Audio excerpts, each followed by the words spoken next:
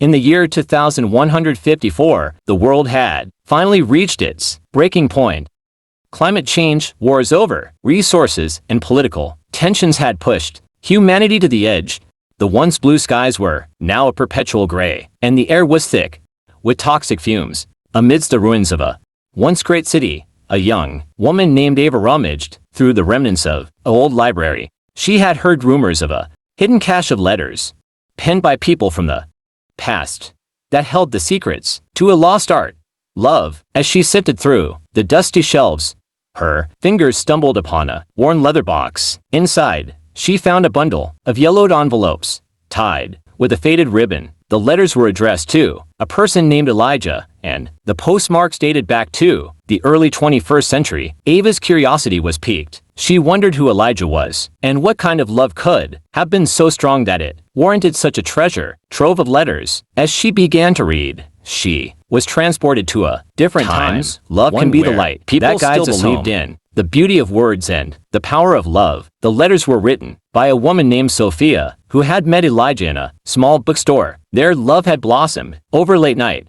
conversations, walks in the park, and shared laughter. Sophia's words poured out her soul, speaking of a love that was pure, kind, and true. As Ava read on, she felt a deep connection to Sophia and Elijah's story. She imagined herself in Sophia's shoes, feeling the same flutter in her chest, the same skip in her heartbeat. For the first time in her life, Ava felt a glimmer of hope. Maybe, just maybe, love wasn't a lost art after all. Determined to find Elijah and deliver the letters, Ava set out on a perilous journey across a treacherous landscape.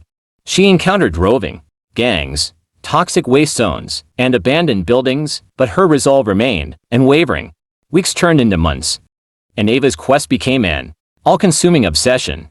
She scoured the ruins of cities, asked questions, and followed leads, until, finally, she stumbled upon a small community of survivors, and there, in the midst of the makeshift village, she found him, Elijah, now an old man.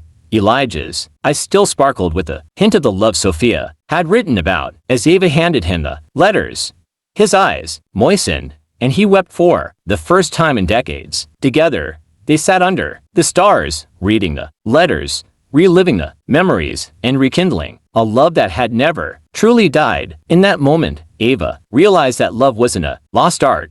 It was a flame that had been reduced to embers, waiting for the right breeze to reignite it. As she watched Elijah and Sophia's love story unfold, she felt her own heart stir. Maybe, just maybe, she too could find love in this broken world. And so, Ava stayed with Elijah and the community, learning about love, hope, and resilience. She helped rebuild the village, and as they worked together, she discovered her own capacity for love. The last love letter had sparked a chain reaction, igniting a beacon of hope in a desolate world. Years passed, and the village flourished. Ava found her own Elijah, and together, they built a life filled with laughter, tears, and love. The letters, now framed and displayed in the village square, served as a reminder that even in the darkest times, love can be the light that guides us home. The story of the last love letter spread, inspiring others to seek out their own lost loves, to rekindle old flames,